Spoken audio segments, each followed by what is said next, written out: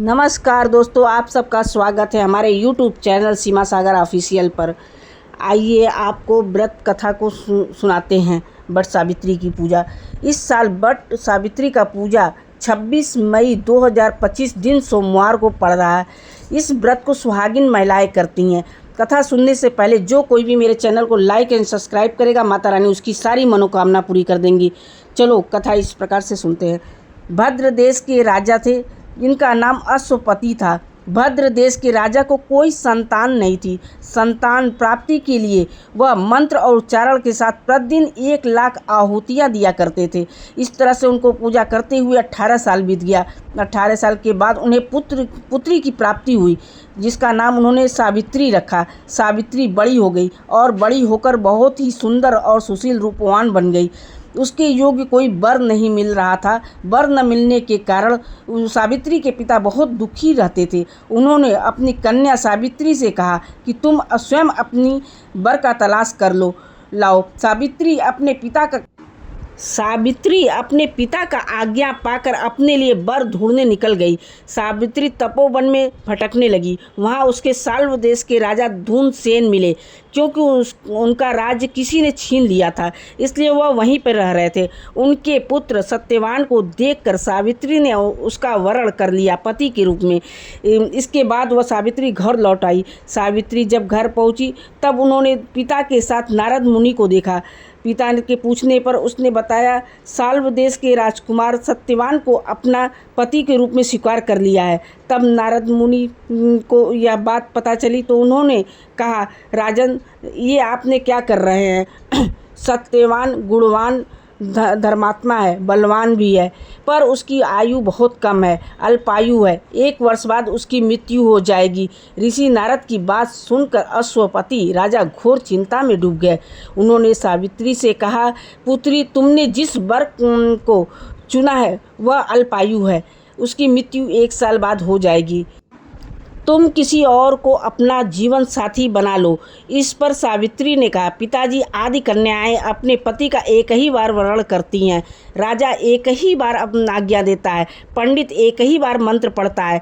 तथा कन्या दान भी एक ही बार किया जाता है। सावित्री हट करने लगी और बोली, मैं सत्यवान से ही विवाह करूंगी। सावित्री नहीं मानी तो राजा ने सावित्री का विवाह सत्यवान के साथ कर दिए। सावित्री अपने ससुराल पहुंची। वहां अपनी सास ससुर की सेवा करने लगी। समय बीतने लगा। नारद मुनि ने सावित्री को पहले ही सत्यवान की मृत्यु के बारे में बता दिया था।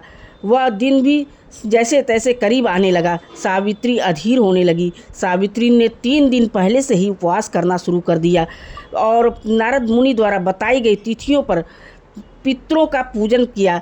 हर दिन की तरह सत्यवान उस दिन भी लकड़ी काटने के लिए जंगल में गए। उस दिन सावित्री भी गई। जंगल में पहुंचकर सत्यवान लकड़ी काटने के लिए पेड़ पर चढ़ गए। तभी उनके सिर में तेज दर्द होने लगा।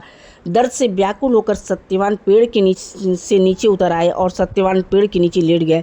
उनके सिर को गोद में रखकर सावित्री सहलाने लगी। तभी वहाँ पर यमराज दिखाई दिए। यमराज ने अपने साथ सत्यवान को लेकर जाने लगे। सावित्री पीछे पीछे चल पड़ी। यमराज ने सावित्री को समझाने की बहुत कोशिश की, पर सावित्री नहीं मानी। यमराज बोले, यह विधि का विधान है, पर सावित्री नहीं मानी और यमराज के पीछे पीछे चल पड़ी। उन्होंने यमराज से कह दिया, सत्यवान को ले जाने नहीं दूंगी। सावित्री की निष्ठा और पतिव्रता को देखकर यमराज ने सावित्री से कहा, हे देवी, तुम धन्य हो, तुम मुझसे कोई भी वरदान मांग सकती हो। सावित्री ने कहा, मेरे सास ससुर वनवासी और अंधे हैं, आप उन्हें दिव्य ज्योति प्रदान करें। यमराज ने कहा, ठीक है, ऐसा ही होगा, जाओ, अब तुम लौट जाओ। लेकिन सावित्री अपने पति के पीछे पीछे चलती रही। बोली, मुझे पति के पीछे चलने में कोई आपत्ति नहीं है, मैं साथ में चलूँगी। पर यमराज उनसे समझाने लगे। सावित्री की ये बात सुनकर यमराज ने उन्हें और वर मांगने के लिए कहा। सावित्री बोली, मेरे सास ससुर का राज्य वापस दिला दीजिए।